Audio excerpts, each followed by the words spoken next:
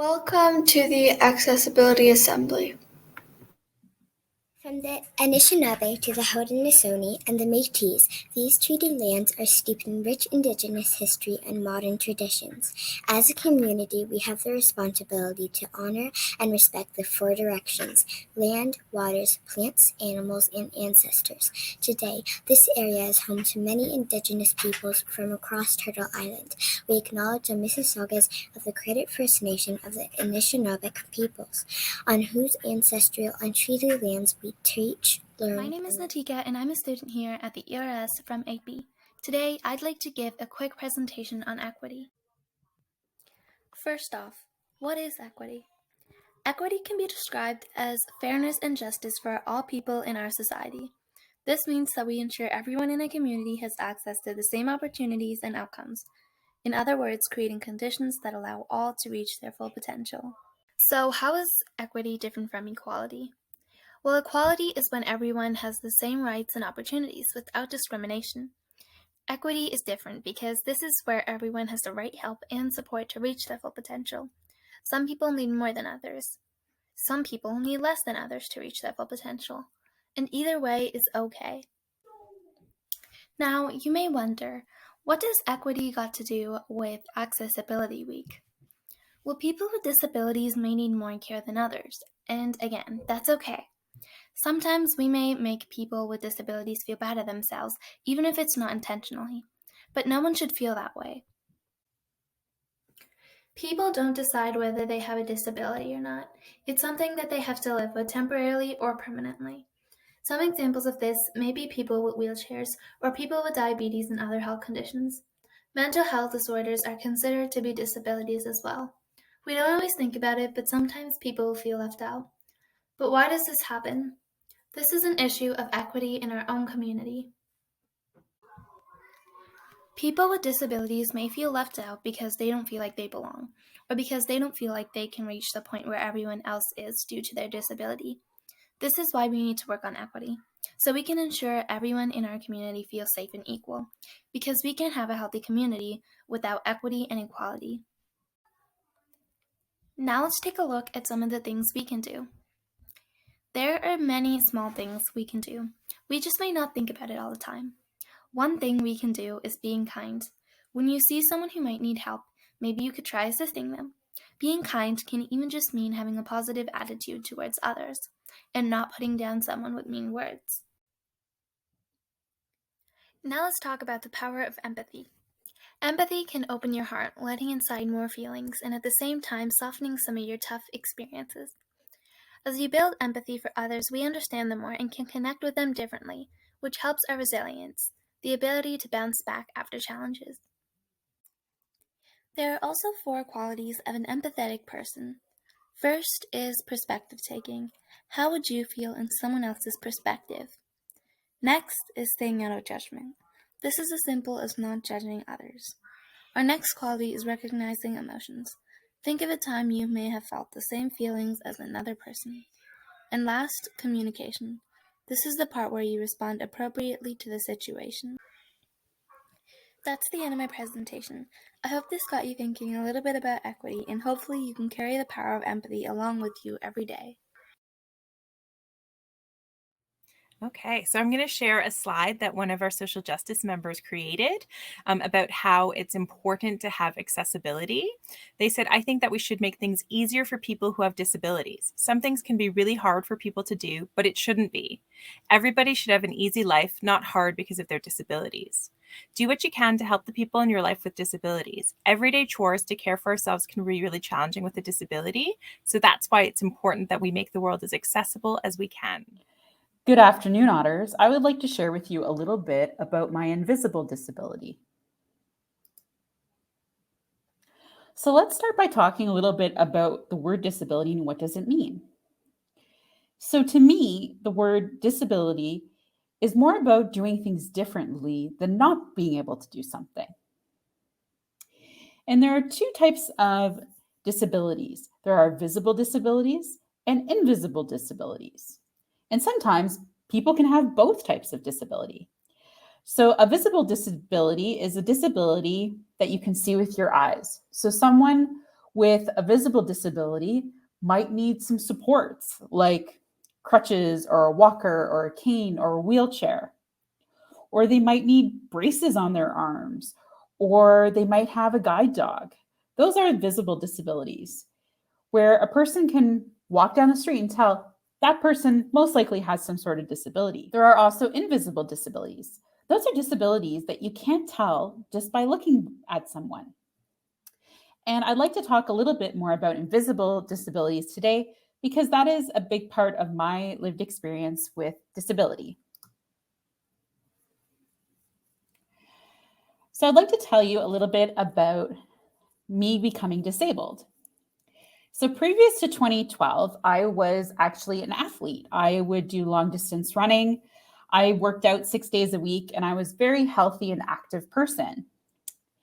And then in 2012, I got bit by a bug called a deer tick, which carried an illness called Lyme disease. And what Lyme disease does is it's a bacterial infection that goes into a lot of different parts of your body and causes some trouble. I had to go on antibiotics for a long time, and that left me with a permanent health issue called an autoimmune disease. So I have an autoimmune disease called incomplete lupus, which means that I have arthritis in a lot of my joints, and I also have what's called a connective tissue disease. When your connective tissue is everything except your bones. And so your connective tissue is throughout the body. And what my immune system does is, rather than focusing on getting rid of germs like, cold germs or flu germs, right? My immune system goes after healthy parts of my body and gets a little bit mixed up and thinks that it needs to attack or get rid of those parts of my body. So as a result, I have a lot of body pain and movement difficulties.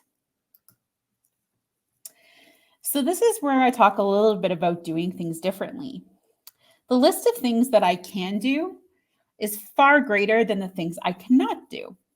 And often I just need to do something with a bit of help or differently than most people. So I use a lot of supports to make things easier. So a lot of braces and aids to help me, and gadgets to help me do the things I need to do. So I have gadgets for opening things. I have supports that I wear if I know that I need to walk a long time, or supports that I wear with my hands if I need to be holding something for a long time. And as a person with an invisible disability, I have to take really good care of myself. So I need to go to the doctor a lot. I also need to make sure I move around, get a good amount of exercise, but not too much exercise because that makes me feel unwell. I need to get extra sleep. I need to eat my fruits and veggies, and I need to take a lot of medicine all the time throughout the day. And I need to make sure that I take the right medicines at the right time. I also need to go do something called blood work. So I go to a lab and they take my blood and they test my blood to make sure that I'm staying healthy. I also go for regular massage and physiotherapy as a part of my wellness plan. And a couple of things that I need to really watch out for are germs and stress. So I need to watch getting sick, because getting sick can make my lupus symptoms get much worse and can send me into something called a flare-up, which means that my disease becomes really active, which is to say I get a lot of pain and rashes, and I start to feel just overall very sick and tired. So something that I need to watch out for is being around sick people.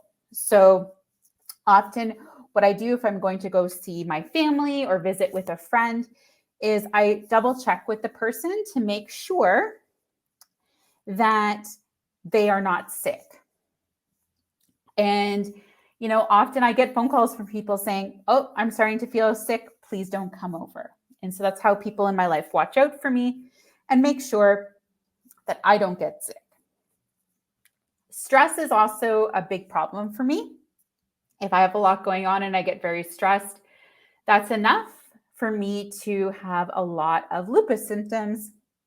And if that happens, then I have to contact my doctor and they give me more medicine to take. I also need to watch my environment. So changing temperatures can actually cause my lupus to become more active. So in the winter, when it's really, really cold outside, I have to bundle up and I have to not be outside for too long.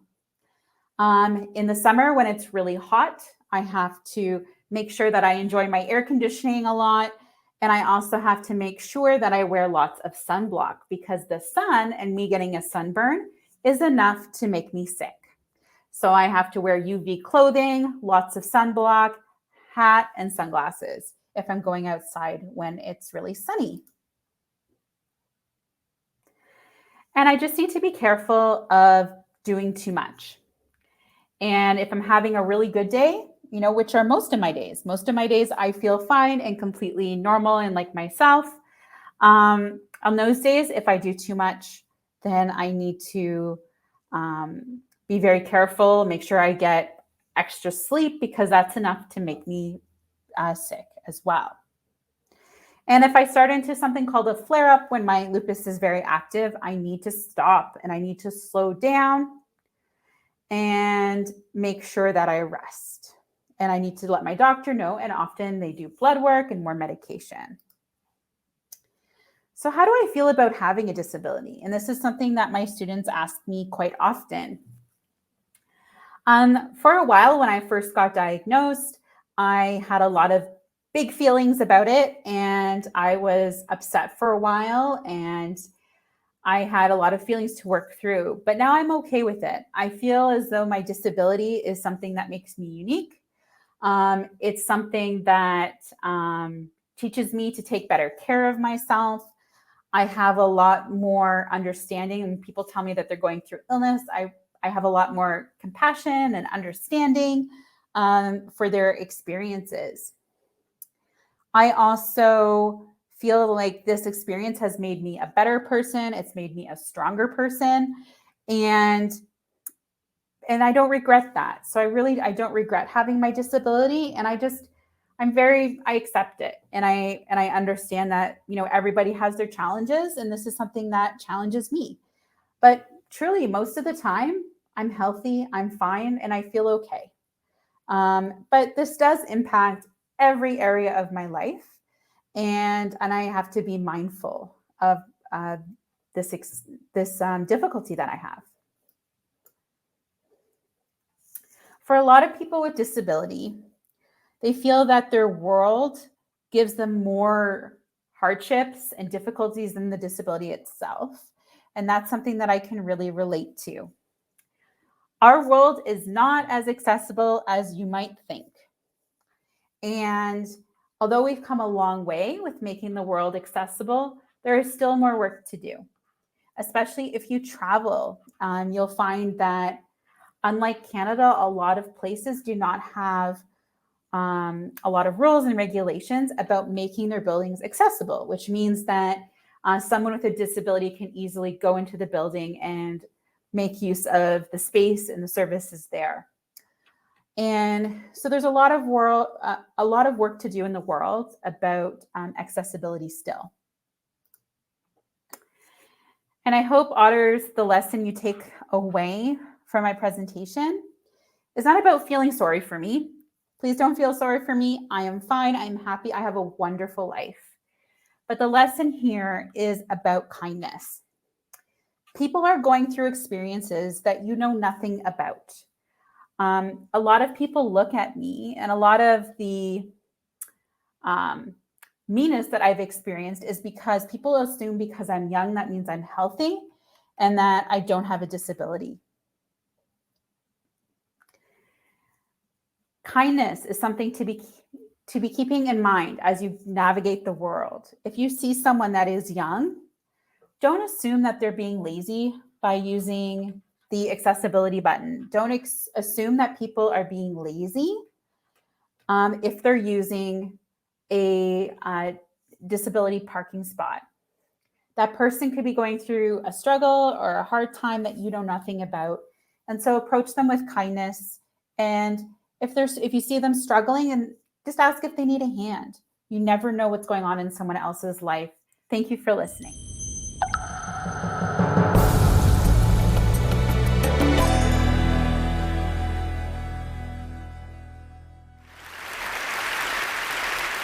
I grew up in a very small country town in Victoria. I had a very normal, low-key kind of upbringing. I went to school, I hung out with my friends, I fought with my younger sisters. It was all very normal. And when I was 15, a member of my local community approached my parents and wanted to nominate me for a Community Achievement Award. And my parents said, that's really nice, but there's kind of one glaring problem with that. She hasn't actually achieved anything. Yeah. And they were right, I went to school, I got good marks, I had a very low-key after-school job in my mum's hairdressing salon, and I spent a lot of time watching Buffy the Vampire Slayer and Dawson's Creek. Yeah, I know, what a contradiction. But they were right, I wasn't doing anything that was out of the ordinary at all. I wasn't doing anything that could be considered an achievement if you took disability out of the equation. Years later, I was on my second teaching round in a Melbourne high school, and I was about 20 minutes into a Year 11 legal studies class when this boy put up his hand and said, "Hey miss, when are you going to start doing your speech?" And I said, "What speech?" I'd been talking to them about defamation law for a good 20 minutes. And he said, like your motivational speaking. When people in wheelchairs come to school, they usually say, like, inspirational stuff. Yeah. It's usually in the big hall. And that's when it dawned on me. This kid had only ever experienced disabled people as objects of inspiration. We are not, to this kid, and it's not his fault. I mean, that's true for many of us. For lots of us, disabled people are not our teachers or our doctors or our manicurists. We're not real people. We are there to inspire. And in fact, I'm sitting on this stage looking like I do in this wheelchair, and you are probably kind of expecting me to inspire you, right? Yeah. Well, ladies and gentlemen, I'm afraid I'm going to disappoint you dramatically. I'm not here to inspire you. I'm here to tell you that we have been lied to about disability. Yeah, we've been sold the lie that disability is a bad thing. Capital B, capital T. It's a bad thing. And to live with disability makes you exceptional. It's not a bad thing. And it doesn't make you exceptional. The next kind of disability is hearing impairment. In this video, we will learn about hearing impairments and how they affect the people who have them. Before we play the video, closed captioning is recommended for folks with hearing impairments to follow along. Dear hearing people, We have some things to tell you about us. sometimes we use a different language to communicate. sometimes we can speak. Sometimes we don't. Some of us like to wear hearing aids or cochlear implants to hear. Some of us need interpreters to communicate with others. Please don't force us to wear hearing aids or lip read for your benefit. That is our personal and private choice. Don't make decisions for us without our participation or permission. You'd be shocked. We are doctors, lawyers, filmmakers, race car drivers, teachers, Inventors, CEOs, chefs, video gamers, musicians, singers, comedians, writers, and parents. Need we say more? Sometimes we're perfectly happy being who we are. Most of the time, our struggles in society occur when other people make it difficult for us. Sometimes we are too tired to explain ourselves. We suggest that you simply ask us questions and be open. Don't be scared. Don't run away. Running away only means that you'll continue to not understand us. that lack of understanding will only hurt us more. We're human beings with thoughts and feelings, just like anyone else.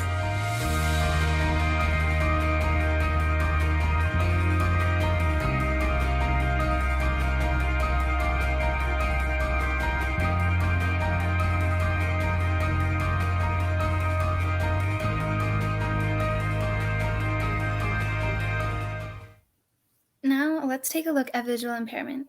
Normally, when someone has difficulty seeing, they can go to the doctor and get glasses, contact lenses, or other prescriptions.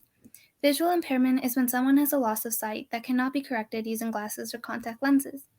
Now, let's take a short look at this video and see what it's like for students with visual impairment to go to school.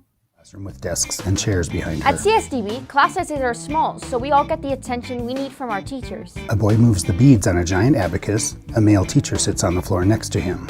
A large classroom with comfortable furniture and adjustable lighting. Here in the Zones room, kids can slow down and learn the skills they need to do well. A girl relaxes in the corner of the room. A girl jumps on a trampoline. Close-up of hands reading Braille. Title: How is Braille taught and used? 3 students read Braille books. Students with Braille on their IEP have access to tons of materials, both in the School for the Blind and from the Colorado Instructional Material Center on campus. A woman works on a laptop. English and Braille text side by side on a computer screen. We also have a Brailleist who assists with Braille needs campus-wide. A Braille embosser dispenses pages of hard copy Braille. A boy uses a magnifier to read schoolwork. Title: What technology is available? Isabella in a classroom. Our classrooms are made just for us. Stevie hits a button on a light switch. The light changes to red. Title: Stevie. Stevie sits in a classroom illuminated in red light. Computer monitors are behind him. I can change the white lights to red to help me see better. Isabella. That helps me too. Plus, I can use accessibility software on my CSDB laptop and assistive tech like Braille displays. Isabella types on a Braille display. Video magnifiers. A female student uses a video magnifier to read an assignment. Braille writers, and more to get my work done. A student presses the keys of a Braille writer. Another good aid for people with disabilities are service animals. In this video, we will learn how service animals help us and how useful they are. Good boy. Yes, yes, yes. Gina! Hi, Gina. Hello. What kind of job is this dog doing? Oh, well, this is Hercules, and Hercules is a service dog. Hi, Hercules. Hi. Boy, that sounds important. What's a service dog? Oh, a service dog is a dog that works with people who need special kinds of help, right? Right? Oh, well, this is Elmo's friend, Brandeis. Hello. Hi, Brandeis. He's looking for a job. Oh, do you think Brandeis could be a service dog? Yeah.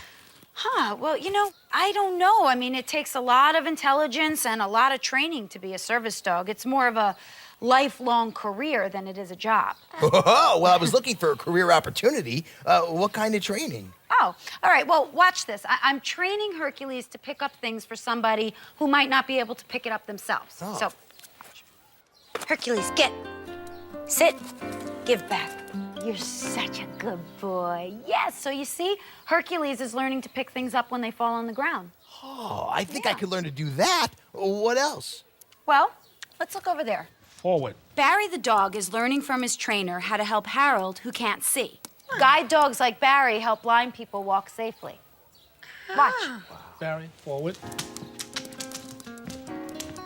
Good boy, good boy, good boy, good boy. Wow, that's important help for a person who can't see. I think I might be able to learn how to do that. Maybe. Well, and look over here. Phoebe, tug. Yeah. You got it. Good dog. Give. Push. Yeah. Thank you. Brandeis, do you think you could learn to do that? Well, I think so. Well, it takes a lot of training and a lot of practice. but then I could be really, really, really helpful to somebody, right? Yeah. Oh. And not only that, What? well, you get your very own special person to be helpful too. You'd be a team. Wow. That sounds amazing. Awesome. Incredible. I'll do it. That is, I'd like to try. The following is an interview that I did with a student I had last year named Audrey. Audrey has dwarfism, and she was kind enough to share with us about her life with a visible disability. My visible disability.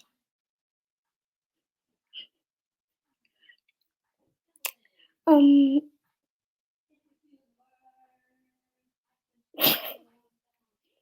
am a little person. I have dwarfism. My kind of dwarfism is spondylometaphyseal dysplasia.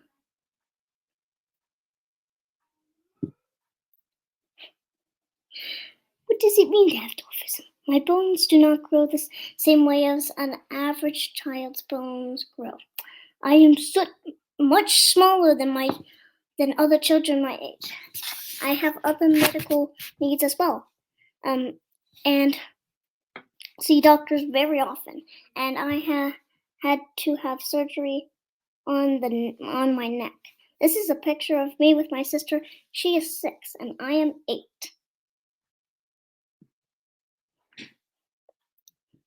How the world is different from me. Many things are not built for little people. At home I have things to help me, like a stool to get in my chair. To get to my chair, a lowered sink in my bathroom, and a fridge that I can open alone. But outside of my home, I need help to reach a lot of things. But I am still learning to be more independent every day. Being a little person is great. I have a lot of friends just like me. My best friend Joy and I compete in synchronized swimming. My best friend Joy and I compete in synchronized swimming together. She is a little person too. Usually I get together with all my little people friends twice a year for a big party and dance. This summer I went to sleepaway camp with other little people, and one of the camp counselors was a little person. Sometimes it is hard being different. Sometimes it is hard because people don't understand and call me a baby. But I just tell them I'm not a baby, I am a little person. Sometimes I can't do things other children can do, like jump on trampolines, because it isn't safe for my neck. But there are many more things that I can do. Questions? Thank you, Audrey, and thank you for joining us today at the Elementary Remote Program. Something I want to ask you was a question we had, I remember last year, where a lot of people in the class thought that your parents would have to do a lot of things for you because you're being a little person. So you were saying that you do many things yourself. I remember last year you would move stools to get things on high shelves. So are there a lot of tools that you use to be able to do things on your own?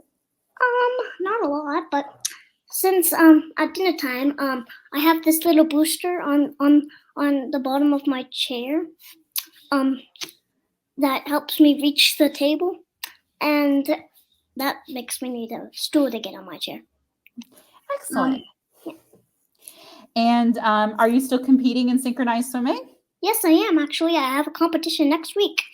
Oh, good luck. That's wonderful. I remember you last year telling us about hide and go seek. What makes hide and go seek a good game for you to play? Because I can fit in really small cabinets and drawers. I win every time. And so you win a lot, eh? Yeah, I do. That's awesome, Audrey. Well, Audrey, we really appreciate you sharing your story with us. and about visible disabilities. And I hope you have a wonderful summer. Now that we've done all of that, now we would like to show this video about autism. Autism is a developmental disability, and it affects the way you see the world. Lots of kids have autism, and that means their brains just work a little differently. My friend Isaiah, he's learning ways to work on things that are, well, a little bit harder for him. And boy, is he amazing. You just gotta meet him. This is my friend Isaiah. Today, he's going to have a fun day with Mom and Dad. Isaiah wants to play with other boys on the playground, but sometimes kids with autism don't know how to join in. His mom is teaching him what to do. Sometimes it's easier to play than talk. After all, everybody likes to play chase. My name is Jocelyn. I'm 7 years old. I share my bedroom with my little sister Yesenia. She's 6. Yesenia has autism. She can't talk. Some things are really hard for Yesenia, like brushing her teeth and brushing her hair. It takes all 3 of us to do Yesenia's hair.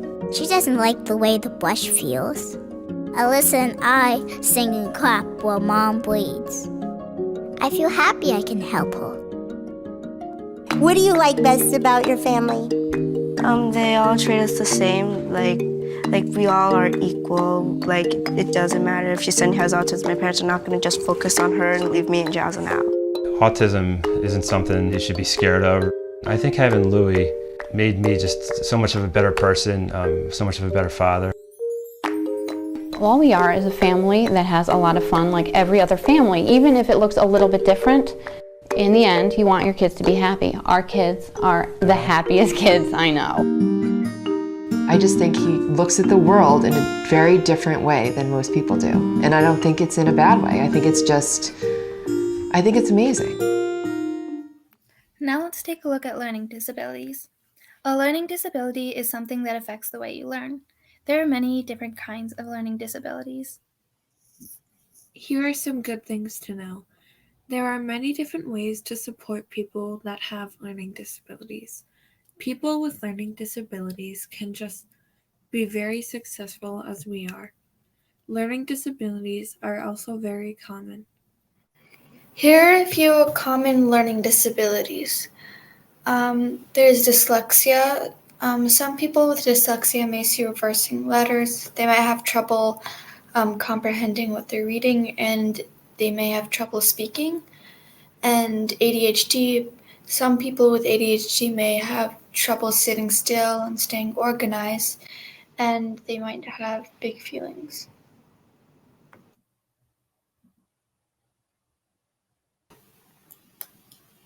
Dyscalculia. Someone with dyscalculia has trouble working with numbers and math. Dysgraphia. Someone with dysgraphia has trouble with writing. Dyspraxia. Someone with dyspraxia has trouble with hand-eye coordination. Albert Einstein had a learning disability. He was dyslexic, and he is considered one of the greatest physicists of all time. We all might know E = mc squared. That's Albert Einstein. And Agatha Christie was also a gifted author who had dysgraphia. As a result, she dictated all of her writing. This is really similar to the way we now use read and write within our Google software. Here's a message from the Elementary Remote Program Social Justice Club. Don't let anyone or anything limit your capabilities. Learning disabilities may hinder your pace at some place, but they do not define a person. People with disabilities can achieve just as much as a person without a disability, if not more. These are a few book recommendations about people with disabilities. There's Fish in a Tree, there's Out of My Mind, I Talk Like a River, All the Way to the Top, and Thank You, Mr. Falker. Thank you for taking the time to learn more about National Accessibility Week. We appreciate you coming to our assemblies.